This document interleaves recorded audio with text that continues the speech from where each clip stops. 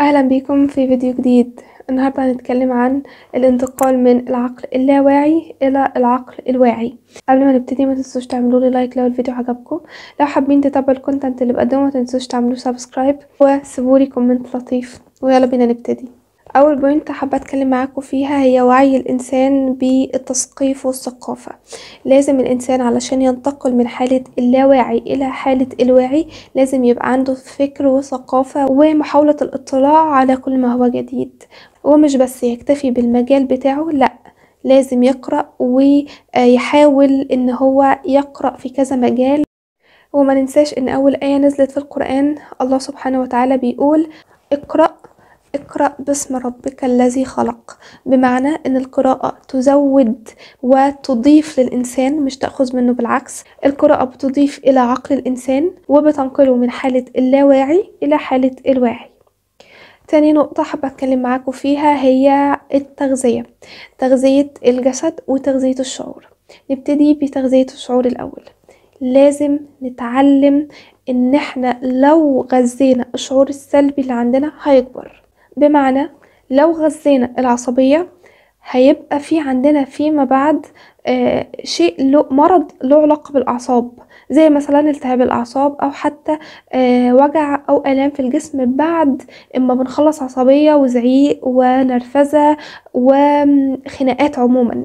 ولو غذينا الشعور السلبي مع الوقت هنتقدم ونتطور ونبقى في حالة وعي أعلى. وطبعا لو غذينا الجسد بالمغذيات المناسبة ليه زي الأكل الصحي والرياضة هيبقى عندنا جسد نشيط، ما عندناش كسل ولا تسويف، وعندنا إنتاجية وقدرة أعلى للقيام بالمهام اللي ليها علاقة بالإنتاجية اليومية. النقطة رقم 3 إدراك الإنسان إن الهدوء والنعيم هو السبيل الأمثل للتفكير والقراءة والتدبر اللي ليه علاقة بالقرآن الكريم، والتدبر اللي ليه علاقة بالسماوات والأرض، والتدبر حتى في حياته. التدبر ما هو إلا تفكر وعمق أكبر وأكبر في الشيء اللي احنا بنعمله، لدرجة إن احنا بنركز فيه بنسبة 100%، ومن ثم بنلاقي إنتاجية في الشيء اللي ركزنا فيه بنسبة 100%، ودي نسبة بالمناسبة كبيرة جدا جدا جدا. نلاقي فيها في الآخر إنتاجية أقوى وأعلى من المعدل الطبيعي. النقطة رقم 4 وعي الإنسان الإيجابي وانتقال الإنسان من مرحلة اللاواعي إلى مرحلة الواعي بأنه يتخلص من الأكل المصنع، يتخلص من التسويف والتأجيل، يتخلص من المهام المتراكمة عليه بقاله فترة، يتخلص من الكراكيب. وهنا بينتقل من حالة اللاواعي إلى حالة الواعي.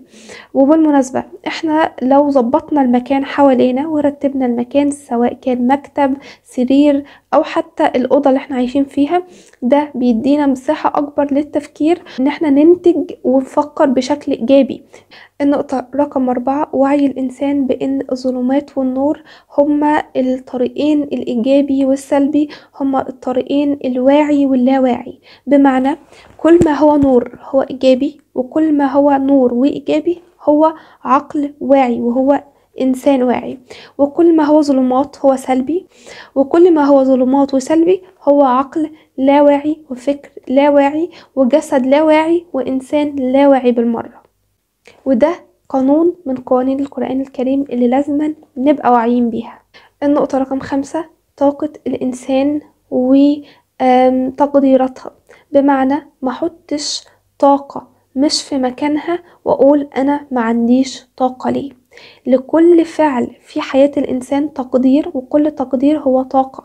بمعنى أنا لو حطيت في العمل طاقة بنسبة 80% مش هقدر خالص أروح الجيم، ومش هقدر أشوف البيت ناقصه إيه من كماليات أبتدي إن أنا أزودها. لازم أدي لكل شيء في حياتي طاقته وتقديره.